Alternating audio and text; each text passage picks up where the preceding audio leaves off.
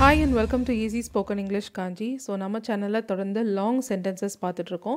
So அந்த வகையில் இன்றைக்கும் நம்ம லாங் சென்டென்சஸ் தான் பார்க்க போகிறோம். பட் அதுலேயே ஒன்லி அப்படின்ற வேர்டை இங்கிலீஷில் எங்கே ப்ளேஸ் பண்ணணும்? ஏன்னா சின்ன சென்டென்ஸ்லேயே பார்த்தீங்கன்னா ஒன்லி நம்ம வந்து வேறு இடத்துல ப்ளேஸ் பண்ணோன்னா அந்த சென்டென்ஸோட மீனிங்கே சேஞ்ச் ஆகும். தட் மீன்ஸ் ஒன்லியை மிஸ்ப்ளேஸ் பண்ணிங்கன்னா அந்த சென்டென்ஸோட மீனிங் சேஞ்ச் ஆகலாம். லாங் சென்டென்ஸ்னு வரும்போது டெஃபினட்டாக மீனிங் சேஞ்ச் ஆகும். ஸோ அதுதான் இந்த வீடியோவில் எக்ஸ்பிளைன் பண்ணியிருக்கேன். ஸோ வீடியோவை எண்ட் வரைக்கும் ஸ்கிப் பண்ணாமல் பாருங்கள். Now let's get started with today's lesson. So first onlyனா என்னது? தமிழ் மீனிங் என்னன்னா மட்டும்தான். ஓகே, இவன் மட்டும்தான், அவன் மட்டும்தான், இந்த விஷயம் மட்டும்தான், இது மட்டும்தான், இப்படிலாம் சொல்கிற இடத்துல நம்ம ஒன்லி யூஸ் பண்ணுவோம். So only is a modifier. மாடிஃபயர்னால் எந்த வேர்டுக்கு முன்னாடி நம்ம அந்த ஒன்லியை யூஸ் பண்ணுறோமோ அந்த வேர்டை பற்றி அது டிஃப்ரெண்ட் ஐடியா, அந்த ஐடியாவை வந்து அதை சேஞ்ச் பண்ணும், மாடிஃபை பண்ணும். அதனால தான் அது மாடிஃபயர்னு சொல்கிறோம்.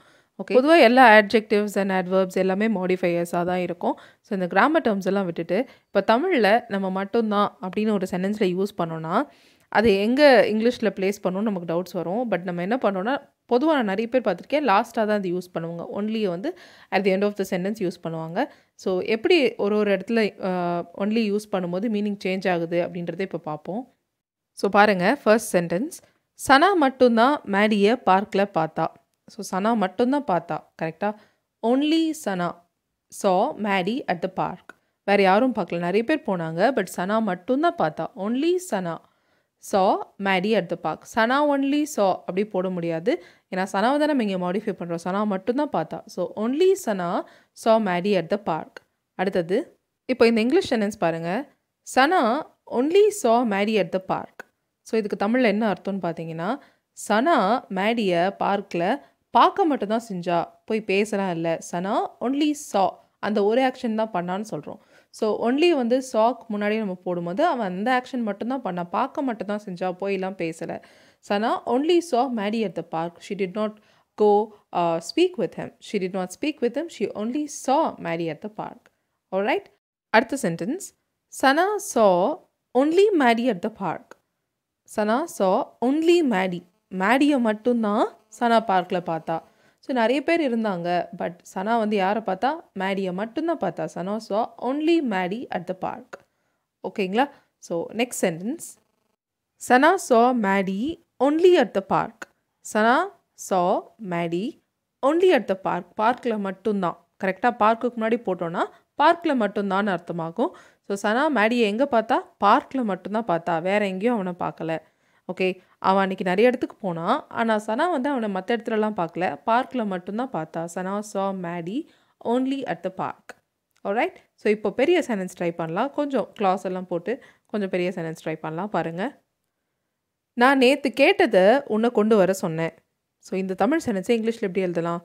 நான் உன்னை கொண்டு வர சொன்னேன். என்ன கொண்டு வர சொன்னேன்னா நேற்று கேட்டதை, கரெக்டாக? ஸோ நான் கொண்டு வர சொன்னேன். ஐ ஆஸ்க்ட் யூ டு பிரிங். என்ன கொண்டு வர சொன்னேன்? நான் நேற்று கேட்டதை. What I asked yesterday. ஓகேயா? ஸோ இதில் ஒன்லி எப்படிலாம் யூஸ் பண்ணலாம்? ஸோ தமிழ்லேருந்து இங்கிலீஷ்க்கு போகலாம். ஃபர்ஸ்ட் சென்டென்ஸ், ஸோ நான் மட்டும்தான் உன்னை நேற்று கேட்டதை கொண்டு வர சொன்னேன். ஸோ நீங்கள் ஒரு டீச்சர்னு வச்சுக்கோங்க, உங்கள் கிளாஸ் ஸ்டூடெண்ட் கிட்டே சொல்கிறீங்க, கிளாஸில் ஒரு ஸ்டூடெண்ட் கிட்டே சொல்கிறீங்க, நான் மட்டும்தான் ஒரு மேபி ஒரு சயின்ஸ் ப்ராஜெக்ட்டுக்கு சில திங்ஸ் எடுத்துகிட்டு வர சொல்கிறீங்க. ஸோ நான் மட்டும்தான் உன்னை நேற்று கேட்டதை கொண்டு வர சொன்னேன். மேக்ஸ் மேம் சொல்லவே இல்லை, சயின்ஸ் டீச்சர், நான் மட்டும்தான் உன்னை நேற்று கேட்டதை கொண்டு வர சொன்னேன். ஒன்லி ஐ, நான் மட்டும்தான். Only I asked you to bring what I asked yesterday. Okay, so இப்போ இந்த ஒன்லியை அப்படியே ஒரு வேர்டாக நம்ம தள்ளிட்டே போகலாம். எப்படி மீனிங் சேஞ்ச் ஆகுதுன்னு பாருங்கள். I only asked you to bring what I asked yesterday. So முன்னாடி சொன்னது தான் ஒன்லி ஐ தான், நான் மட்டும்தான் அப்படின்னு அர்த்தம். நான் மட்டும்தான் உன்னை கொண்டு வர சொன்னேன். ஐ ஒன்லி ஆஸ்க்டு நம்ம ஸ்ட்ரெஸ் பண்ணி அந்த ஐ ஒன்லின்றதை ஸ்ட்ரெஸ் பண்ணி சொன்னாலும் இங்கே என்ன அர்த்தம் ஆகுன்னு பாருங்கள். I only asked you to bring what I asked yesterday. அதாவது நான் நேற்று கேட்டதை உன்னை கொண்டு மட்டும் தான் வர சொன்னேன். அதாவது சயின்ஸ் எக்ஸ்பெரிமெண்ட்டுக்கு நான் திங்ஸ் கேட்டேன் இல்லையா, அதை நான் உன்னை கொண்டு மட்டும் தான் வர சொன்னேன். அது எல்லாருக்கிட்டையும் வந்து டிஸ்பிளே பண்ண சொல்லலை, அது எல்லாருக்கிட்டையும் வந்து நான் இது எல்லாத்தையும் எடுத்து வைக்க சொல்லலை, அரேஞ்ச் பண்ண சொல்லலை. Correct? I only asked you to bring what I asked yesterday.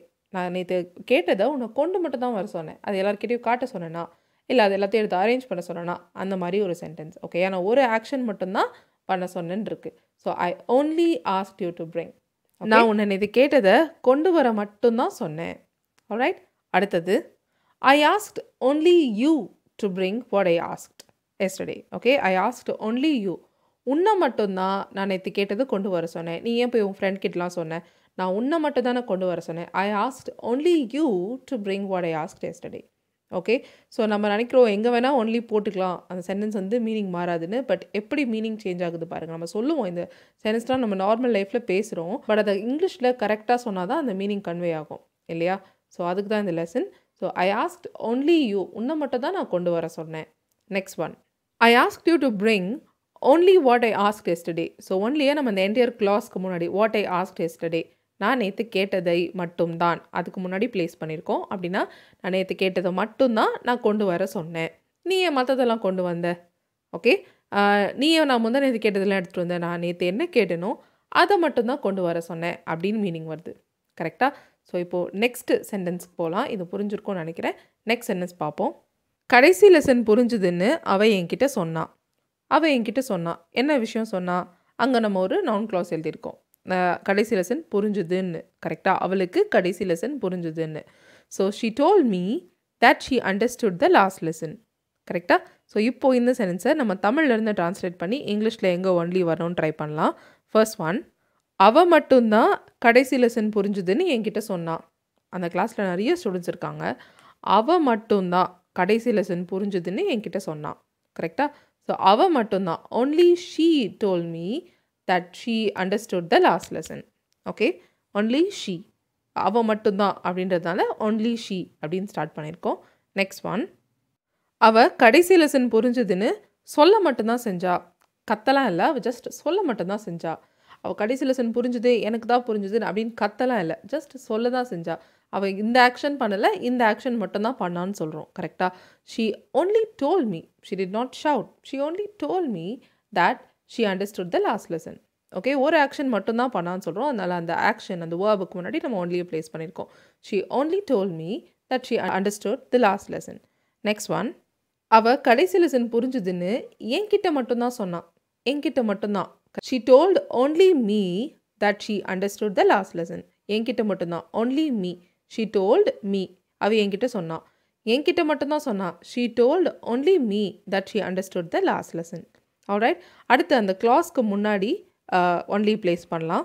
அவள் கடைசி லெசன் புரிஞ்சுதுன்னு மட்டும்தான் என்கிட்ட சொன்னான். அவள் ஒரு விஷயம் சொன்னான்.